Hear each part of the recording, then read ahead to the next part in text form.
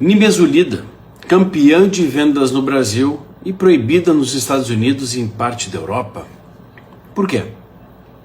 A medicina é mesmo baseada em evidências? Nós vamos fazer aqui uma análise técnica bem imparcial mesmo para levar à reflexão e entender sobre as incoerências da prática clínica moderna. Em 2024, a nimesulida foi o quarto medicamento mais vendido no Brasil.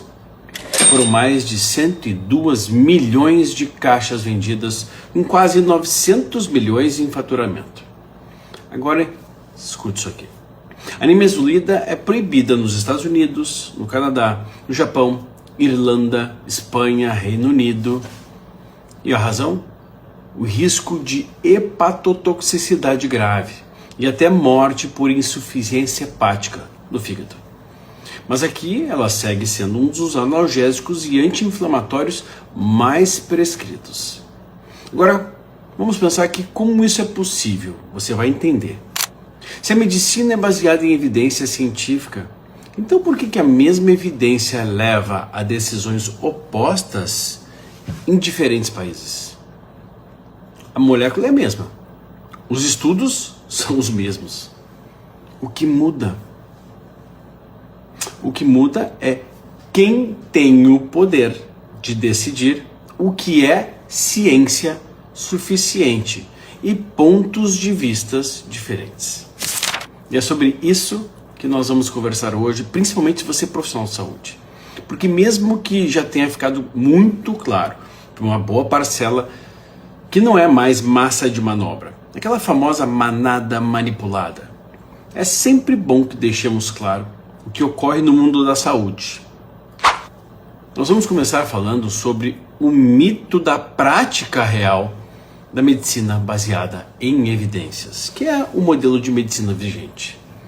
Segundo o próprio Colégio Americano de Cardiologia, menos de 11% de todas as recomendações das diretrizes médicas atuais têm a evidência nível A. Isso significa que quase 90% das condutas médicas diárias não têm comprovação robusta com ensaios clínicos randomizados. Mas mesmo assim, muitos profissionais continuam dizendo que isso ou aquilo, tal como creatina, com mais de 50 anos de publicações de estudos a respeito, dentre outros, não tem evidência suficiente. Mas o que tem, então, suficiente evidência? A pergunta que fica é: quem define o que é suficiente? E com base em quê? Falemos agora sobre a evidência que é ignorada quando não convém. E sim, ficaremos em choque.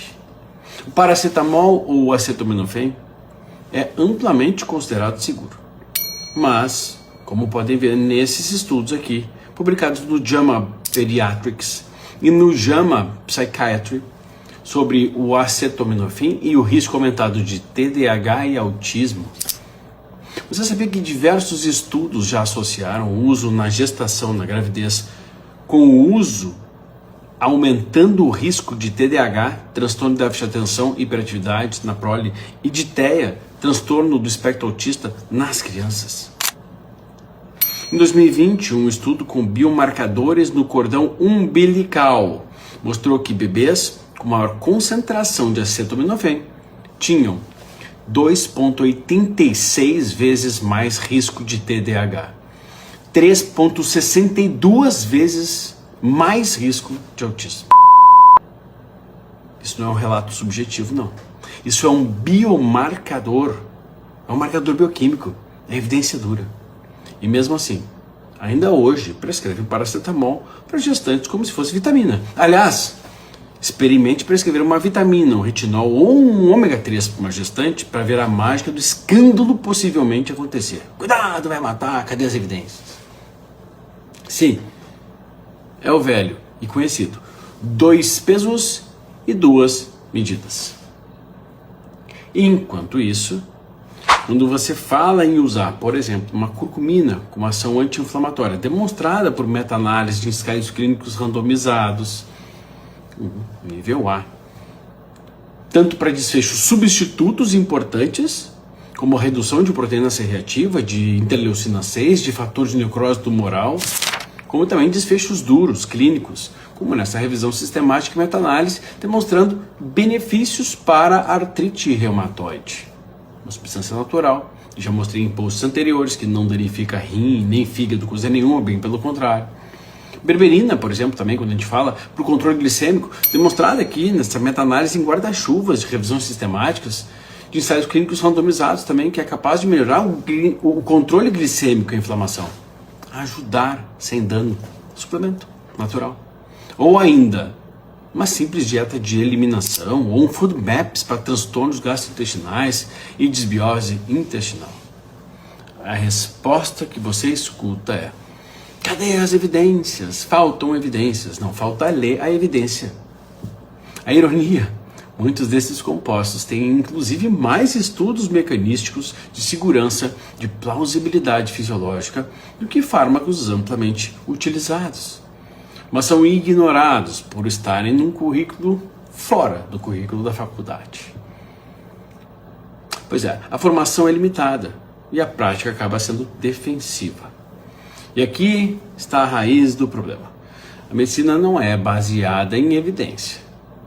Ela está sendo baseada no que foi ensinado na faculdade ou que está escrito nas diretrizes, mesmo que as diretrizes muitas vezes não tenham nem 90%, nem 10% baseado em evidências de nível A, como o estudo já mostrou.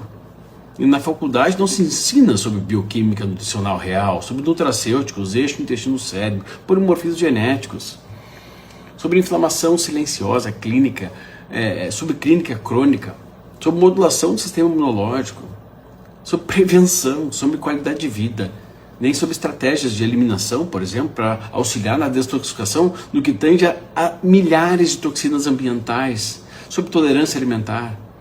Então, o que o médico não conhece, ele despreza. E dentre literalmente centenas de artigos científicos, estudos como este, publicado em 2020, fazendo severas e inteligentes críticas acerca dessa situação na medicina baseada em evidências, ou seja, não é uma mera opinião do Vitor aqui, é mais pura realidade isenta, já inclusive externada na ciência. Trecho desse estudo com palavra dos autores, abre aspas.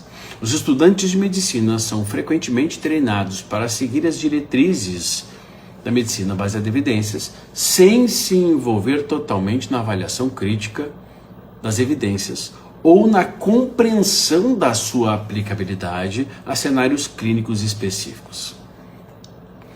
Esta falta de engajamento crítico pode perpetuar um ciclo em que os médicos confiam em protocolos estabelecidos sem questionar a sua relevância ou eficácia em casos individuais. O resultado é uma possível desconexão entre evidência e prática, onde as nuances do atendimento ao paciente são ofuscadas pela adesão rígida às diretrizes. Nesse outro artigo, publicado no British Medical Journal, os autores vão além. Abre aspas. A medicina baseada em evidências pode afetar adversamente o julgamento clínico, promovendo cuidados padronizados, em detrimento do tratamento individualizado. Pois bem, a julgar pela falta dos níveis de evidência que todos aprenderam a bradar, principalmente desde a pandemia, a coisa se tornou um verdadeiro circo. E a julgar por 60% dos pesquisadores estarem sendo financiados, vamos aproveitar para falar sobre o uso e o abuso dos prazóis, antidepressivos e outros tratamentos paliativos. Os prazóis, como o omeprazol, por exemplo, seguem sendo prescritos por anos, mesmo com riscos de doença renal crônica, de demência, uma associação feita em mais de um artigo já com o desenvolvimento do câncer gástrico, deficiência de B12, ferro, magnésio e todas as potenciais consequências em que poucos têm a preocupação de pelo menos acompanhar e avaliar. Antidepressivos tricíclicos, por exemplo, que têm um efeito anticolinérgico e aumentam o risco de demência em mais de 20% idosos, segundo algumas meta-análises recentes.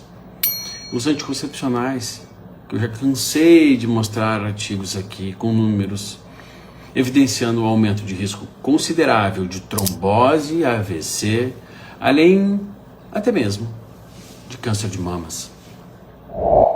Remédios inocentes para a queda de cabelos, que bloqueiam as vias hormonais para o corpo todo e que para os cabelos também, podendo provocar impotência, depressão, até as mais variadas disfunções. E tudo isso segue sendo prescrito, e eu não sou contra as prescrições individualizadas, especialmente quando se acompanha exames prévios, durante o acompanhamento, posteriores. Não é o que acontece. Sem avaliar biomarcadores, só porque está escrito em diretrizes, ou às vezes nem lá está, as coisas não funcionam. O corpo humano foi compartimentado, infelizmente. Só que agora, o paciente mudou. O cliente, ele está informado. Ele não aceita mais as condutas padronizadas. Ele não quer só tratar sintomas. Ele quer entender as causas, aliás. Ele quer saber por que está inflamado, por que não dorme, por que o intestino afeta o cérebro, por que a dieta muda o humor, por que ele tem que usar essa medicação, remediando uma situação, e por que ele não está resolvendo enquanto isso. Ele sabe, obviamente, que o corpo é um todo e que aquilo que acontece, por exemplo, no intestino, repercute para o corpo todo. Ou seja, o alimento pode ser um remédio ou um veneno, assim como Hipócrates já nos dizia antes de Cristo. Então não, a medicina não é baseada em evidências puras. Ela é baseada em estrutura institucional, em interesses das indústrias, em limitações na formação médica, no comodismo, na soberba. A boa medicina usa a evidência com senso crítico, a melhor evidência existente para aquele paciente. Reconhece limites, integra saberes, personaliza condutas e, principalmente, não tem medo de pensar.